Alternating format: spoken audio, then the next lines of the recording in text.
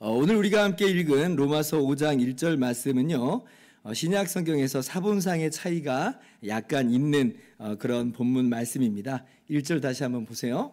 자, 그러므로 우리가 믿음으로 의롭다 하심을 받았으니 우리 주 예수 그리스도로 말미암아 하나님과 화평을 누리자. 자, 우리말 성경에서는 하나님과 화평을 누리자 하면서 권유의 의미를 담아내고 있죠. 그래서 하나님과 화평함을 적극적으로 누려라 하면서 이제 적용하는 그런 측면을 지금 그렇게 담아내고 있는 것으로 볼 수가 있습니다. 그런데 이제 바른 성경이나 혹은 세번역 성경을 보면 이 부분을 어떻게 이제 번역을 하냐면 하나님과 더불어 화평을 누린다라고 그렇게 번역을 합니다. 그러니까 지금 이게 무슨 말이에요? 이미 우리가 화평 가운데로 들어갔고 그래서 우리는 화평을 누리는 상태임을, 누리고 있는 상태가 되었음을 선언하는 그러한 의미를 담아내고 있습니다. 그 번역 속에서는 이렇게 이제 두 가지로 번역이 될 수가 있는 이유는요, 서로 번역하고 있는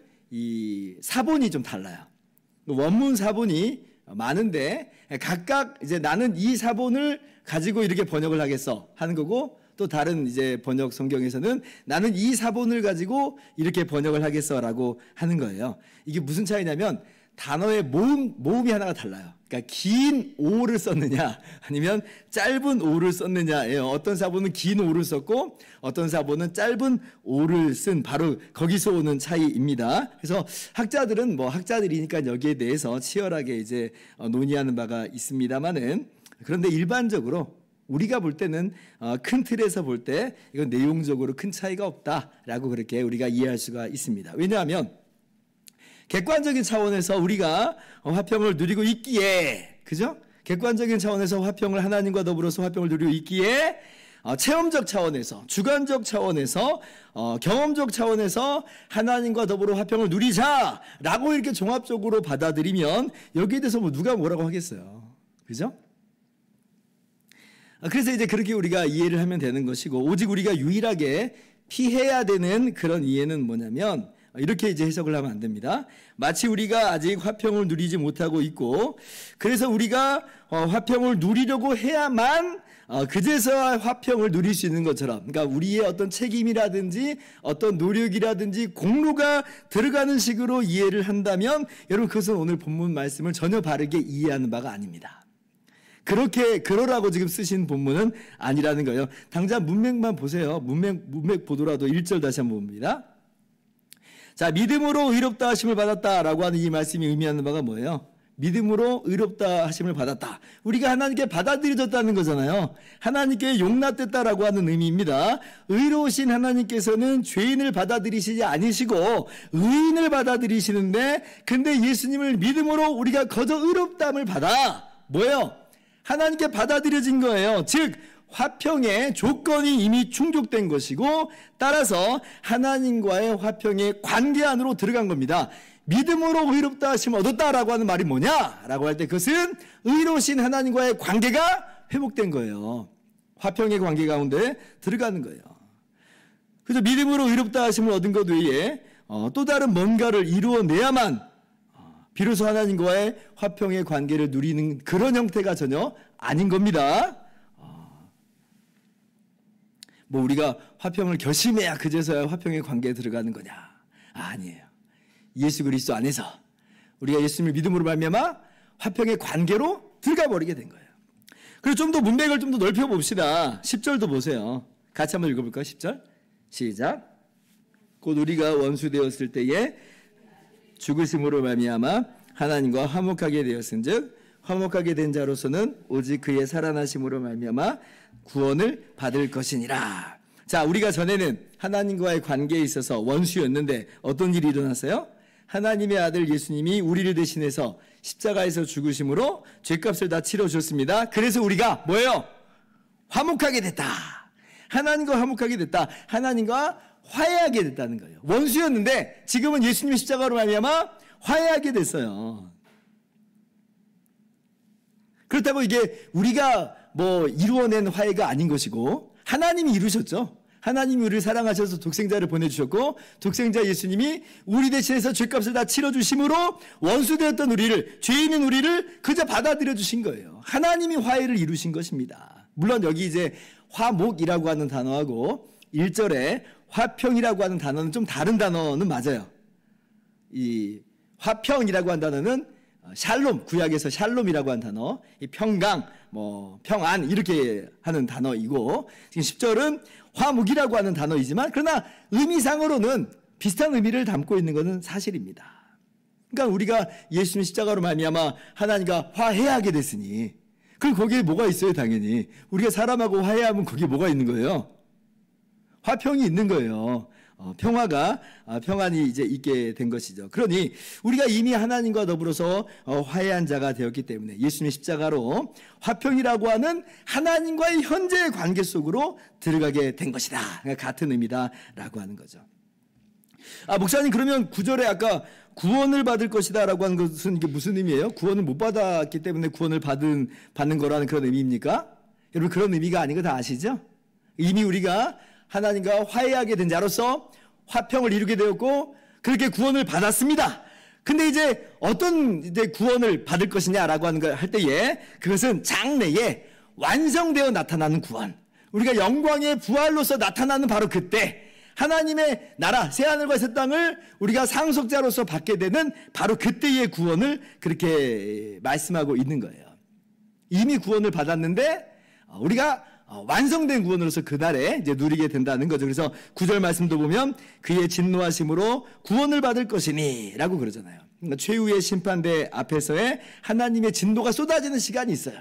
근데 그때 우리는 여전히 예수님의 십자가의 보혈로 말미암아 구원받은 자로서 나타나게 될 것이고 그렇게 영광의 부활에 참여하게 된다. 그래서 그때 우리가 구원을 받을 것이다 라고 미래적 차원에서도 우리가 쓸 수가 있는 것입니다. 그래서 분명히 합시다. 우리는 예수님의 십자가로 인해서 하나님과 화목하게 됐어요. 예수님 믿는 우리는 의롭다 하심을 얻어 이미 하나님께 받아들여진 존재가 됐다. 깨진 관계가 회복되었다. 원수였던 관계가 이제는 더 이상 원수 관계가 아니라 적대 관계가 아니라 화평의 관계가 되었다라고 하는 것이에요. 그래서 만약에 권유의 의미, 누리자라고 하는 권유의 의미라고 한다면 이게 이제 화평의 관계로 들어가게 된 것을 분명히 알고 누리자 이 말입니다. 분명히 알고 누리자. 우리가 비로소 화평을 누리자 해서 누리는 게 아니라 이미 그런 관계로 들어간 것을 알고 깨닫고 믿고 누려라 이 말이에요. 누려라. 화평을 누려라. 여러분, 이게 얼마나 큰 은혜인지 몰라요. 우리가 하나님과 더불어 화평을 누리게 되었다. 지금도 누리고 있다. 이거 정말 너무 기가 막힌 은혜입니다. 오늘 이 말씀을요 그냥 기계적으로 정답 화평을 이미 누리게 됐습니다 라고 하고 그냥 끝낼 사안이 아니에요. 이 사안이 이건 정말 너무나 기가 막힌 은혜가 이 안에 담겨 있어요. 우리가 다 알다시피 어떤 은혜입니까? 여러분, 인류가 어떤 어떤 상태에 있었어요? 아담의 범죄와 타락 이후에 어떤 처지로 전락해버렸어요? 원래는 하나님의 형상으로 정말 만들어진 가장 고귀한 복된 존재였지만 그러나 죄로 인해서 이 하나님과 관계가 단절돼 버렸잖아요. 죽어버린 인생에서 영적으로 죽었어요. 하나님께서 창조하신 그 복된 에덴 동산에서는 추방됐죠. 그죠? 인간은 이제 자기가 신이 되겠다고 나섰고 그렇게 하나님을 대항하고 오히려 사단 마귀의 말에 귀를 기울이면서 짝짝꿍이 돼가지고 하나님을 대항하는 하나님의 원수가 되어버린 것입니다. 그래서 하나님께서 이 범죄한 인류에게 이 저주와 형벌을 허락하시고 그리고 그렇게 그냥 내버려 두시는 그렇게만 끝내는 것이 아니라 장차 마침내 최후의 심판대에서 하나님의 의로우신 심판 앞에 영원한 형벌을 두셨죠. 그러니까 우리가 사실은 그런 비참한 처지로 전락해진 상태였습니다. 그래서 이것을 에베소서 2장 1절 말씀에는 그런 비참한 처지에 빠진 우리를 어떠한 존재라고 이야기해요? 에베소서 2장 3절 보니까 우리는 본질상 하나님의 진노의 자녀다 라고 말하죠. 그러니까 하나님과 이 범죄하여 타락한 우리 인간은 어떤 관계로 변질되었냐면 적대 관계예요. 원수 관계.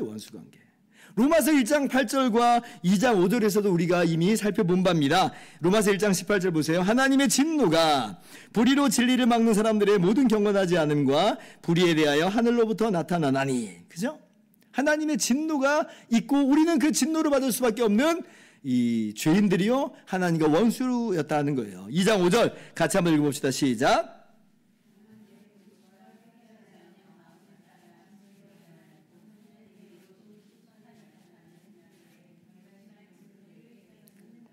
이미 하나님의 진노 아래 있는 거고, 장차 최후의 하나님의 진노의 날에 바로 이제 하나님의 진노를, 그 쌓여져 있는 그 진노를 받을 수밖에 없는 우리들이었다. 하나님과 원수 관계였고 하나님과 적대 관계였다. 본질상 진노의 자녀였다라고 하는 거예요.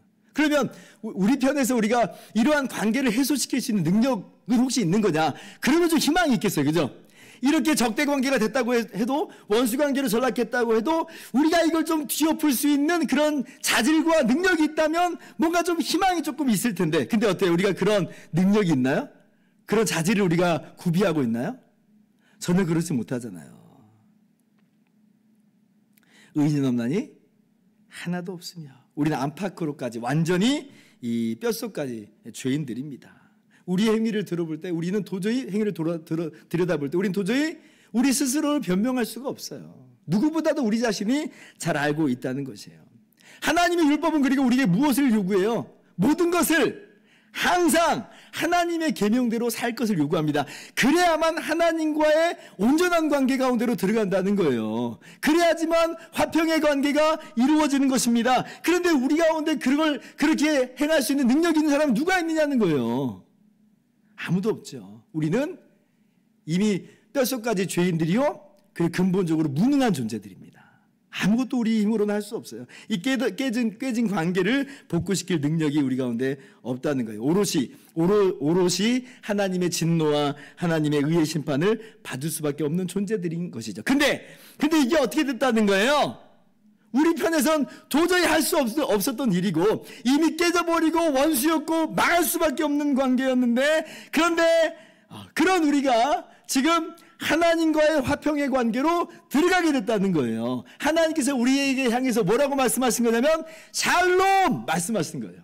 하나님을 보면 다 죽는다고 하나님 말씀하셨고 정말 죽는데, 근데 하나님을 배웠고 우리가 죽지 않게 되는 하나님이 우리를 향해서 샬롬, 마치 기드온에게 여호와 샬롬 하시는 것처럼 샬롬 하신 것이 샬롬, 그게 평강이고 평안이고 화평이에요. 그 관계 가운데로 들어가요. 우리가 하나님 앞에서 죽지 않게 된 거예요. 원수 관계와 적대 관계에 있는 게 아니라 받아들여진 존재가 되었고 용납된 존재가 되어서 하나님의 그 평안을, 하나님 안에서의 그 복된 평안을 누리게 된 것이죠. 어떻게, 세상에 어떻게 이런 말도 안 되는 변화가 우리 가운데 이루어지게 된 것인가요? 어떻게 이루어진 거예요? 그러죠. 우리 주 예수 그리스도로 말미암아. 우리 죄를 대신해서 우리와 하나가 되심으로 우리의 자리에 들어오셔서 십자가에서 대신 피 흘려 죽으신 하나님의 아들 예수 그리스도로 말미암아 우리가 하나님과 화평을 누릴 수 있게 되었습니다. 예수님께서 우리의 모든 죄값을 다 치르셨기 때문에, 하나님의 공의를 완전하게 만족시키셨기 때문에 예수님 안에 있는 우리, 예수님을 믿는 우리는 거저 의롭다 하심을 얻게 된 것이에요.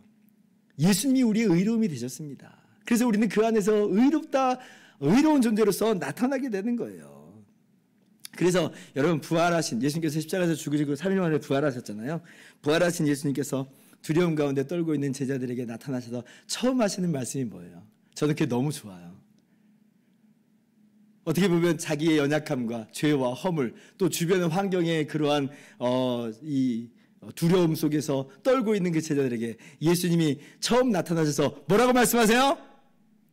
너희에게 평강이 있을지어다. 너희에게 평강이 있을지어다. 요한복음 2장 20장 19절, 너희에게 평강이 있을지어다.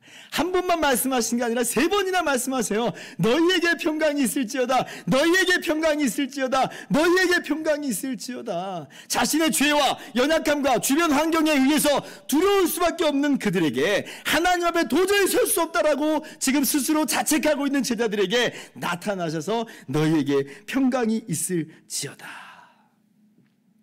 여기 평강이라고 하는 단어가 화평이라고 하는 단어, 오늘 그 단어와 정확히 같은 단어입니다. 예수님이 샬롬 하신 거예요. 샬롬을 주신 거예요. 요한복음 14장 27절에도 동일하게 말씀하십니다. 우리 주님의 말씀이세요. 같이 한번 읽어봅시다. 시작.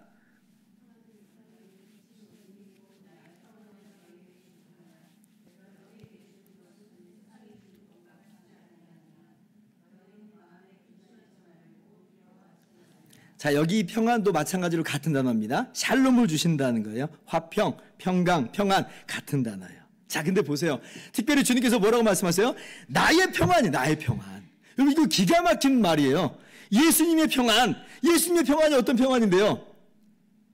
성삼위일체 하나님, 성자 하나님으로서 아버지 하나님과 누리는 평안, 완전하고도 영원한 그 평안이에요. 그 평안을 우리에게 주신다는 거예요. 와, 기가 막히지 않아요? 어떻게 우리가 그 평안을 누리게 됐는가?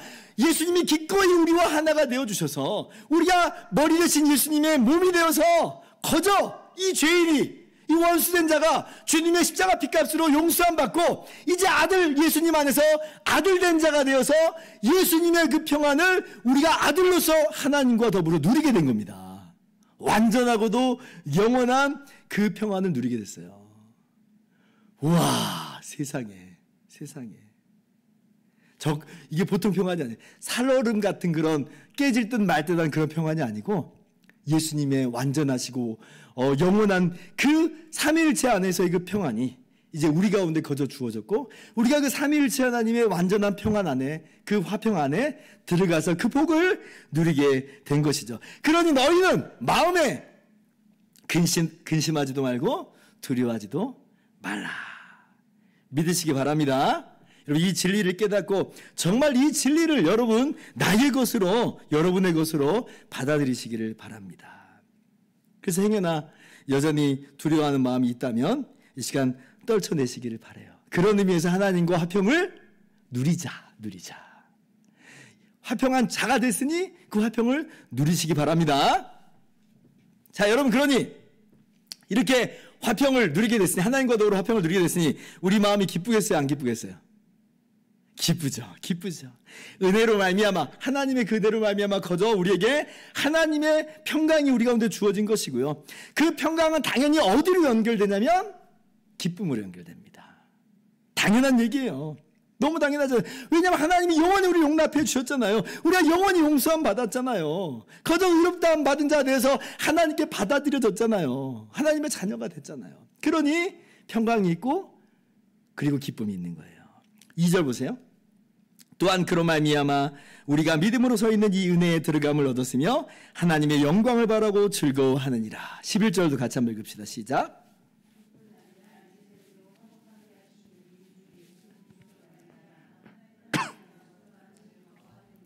즐거워한다 그러죠. 즐거워한다. 이 즐거움, 이 기쁨이라고 하는 것은 그래서 우리 성도의 본질적인 모습이에요. 우리 성도의 본질적인 모습이다. 그래서 우리 믿음의 선배님들은 이러한 기쁨이 바로 우리의 신앙생활을 너무나 잘 나타내준다, 표현해준다 이렇게 이야기를 해요.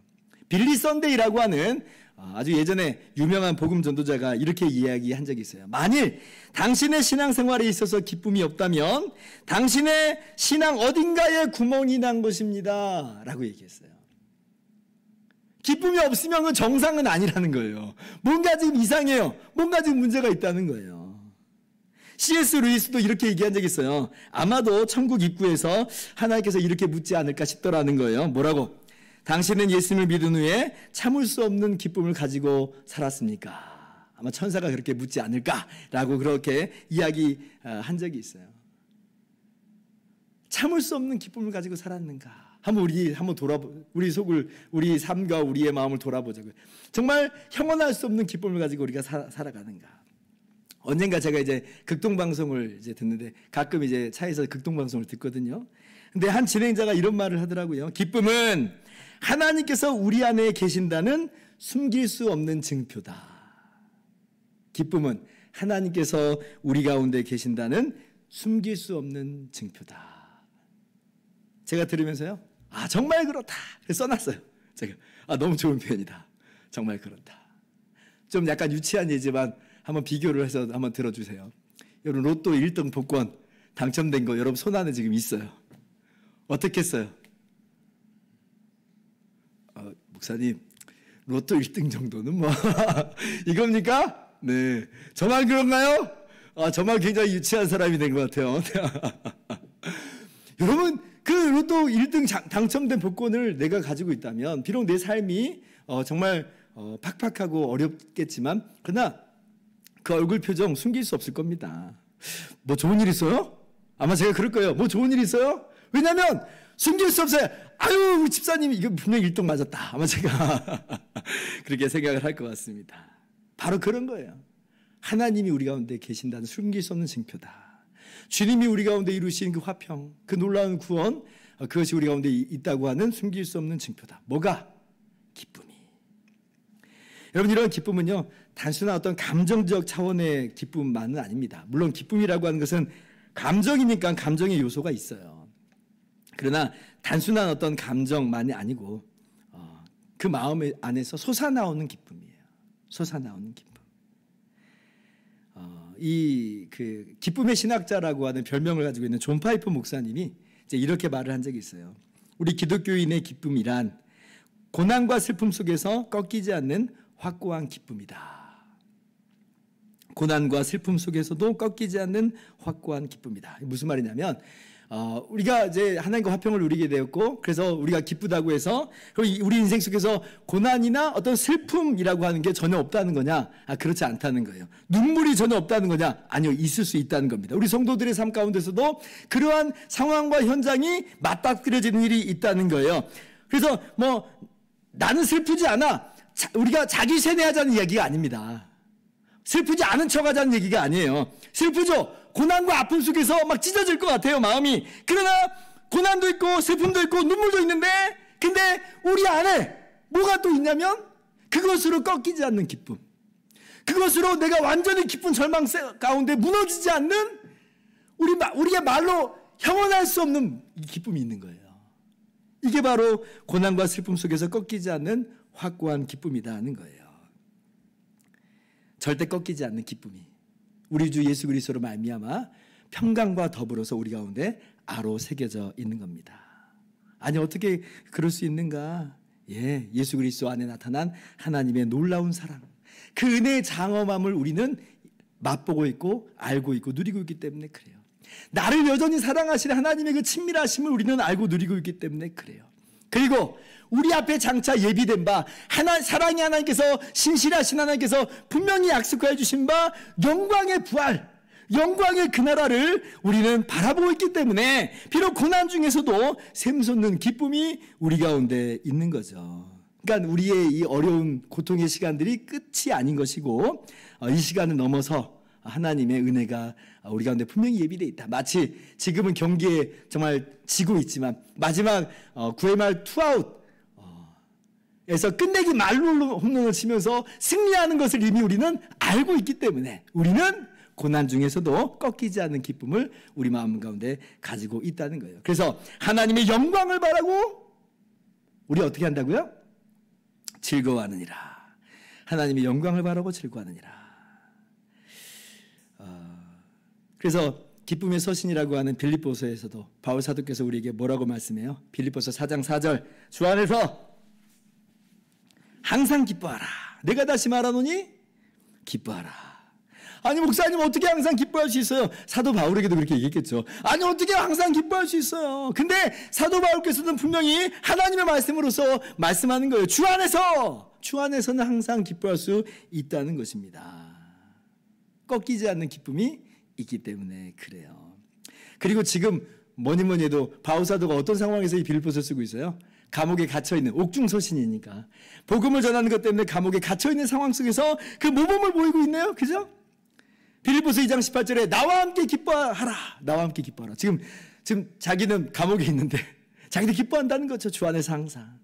그래서 너희도 어떤 상황이든지 형편이든지 기뻐할 수 있다라고 가르치면서 나와 함께 기뻐하라. 이렇게 이야기하는 것이에요. 예전에 교회에서 제가 사역할 때, 우리 교회 말고 예전에 교회 사역할 때 언젠가 제가 아까 그 빌리 썬데이의 명언을 문자로 어떤 집사님에게 보냈습니다. 아마 제가 단체 문자로 보낸 것 같아요. 아까 기억나세요? 당신의 신앙생활에 있어서 기쁨이 없다면 당신의 신앙 어딘가에 구멍이 난 것입니다. 그 명언을 제가 보냈어요. 그랬더니 이제 어떤 집사님이 화들짝 놀라서 단문자를 보내왔습니다. 목사님, 그 문자 듣고 화들짝 놀라서 내가 깨닫게 됐습니다. 지금 아들이 대학 수시에 다 떨어져가지고 그만 기쁨이 무너졌었는데 그잖아요. 우리 아들이 얼마나 정말 우리 인생 속에서 큰 비중을 차지하고 있어요. 우리 전부잖아요. 그래서 다 떨어져서 그만 나의 기쁨이 다 무너져 버렸는데 목사님 문자 보고 화들짝 놀랐습니다. 아, 맞다. 나의 진정한 기쁨은 예수님이지. 예수님 안에서 찾아야 되는 거지. 라고 하면서 단문을 오셨어요. 예, 맞습니다. 그것이 바로 고난 중에서도 꺾이지 않는 우리 주님께서 주시는 참된 기쁨인 것이에요. 자, 이제 말씀을 마치도록 하겠습니다. 우리가 바로 이렇게 우리를 위해서 우리를 사랑하셔서 대신 십자가에서 죽으신 예수님으로 말미암아 하나님과 이미 화평을 누리게 됐습니다. 이 화평의 관계 안으로 우리는 들어가게 된 것이에요. 아까도 말씀드린 것처럼 조금만 잘못되면 깨질 것 같은 살얼음 같은 마치 나의 이 손에 달려있는 그런 식의 화평이 아닌 것이고 예수님의 화평, 영원하고도 완전한 화평이 우리 가운데 예수님 믿는 우리에게 주어졌습니다. 그래서 우리는 더 이상 두려워하는 종의 마음, 종의 영으로서 살아가는 것이 아니라 예수 그리스도 안에서 아들이 되어서 아들 때문에 화평을 누리면서 참된 기쁨을 우리는 누리면서 살아가는 거죠. 이 모든 것이 은혜입니다. 우리가 이룬 것이 아니라 하나님께서 은혜로서 우리 가운데 거저 주신 것이에요. 우리는 그 예수님을 믿음으로 값없이 의롭다함을 받은 것이고 정말 그렇게 값없이 의롭다 하심을 얻어서 값없이 화평을 누리는 자 되었고 그리고 기쁨을 누리는 자가 된 것을 기억하면서 이 기가 막힌 하나님의 은혜를 오늘도 감사하고 찬양하면서 다시 한번 우리가 화평을 누리는 그런 복된 이 시간 될 수 있기를 주님의 이름으로 축원합니다.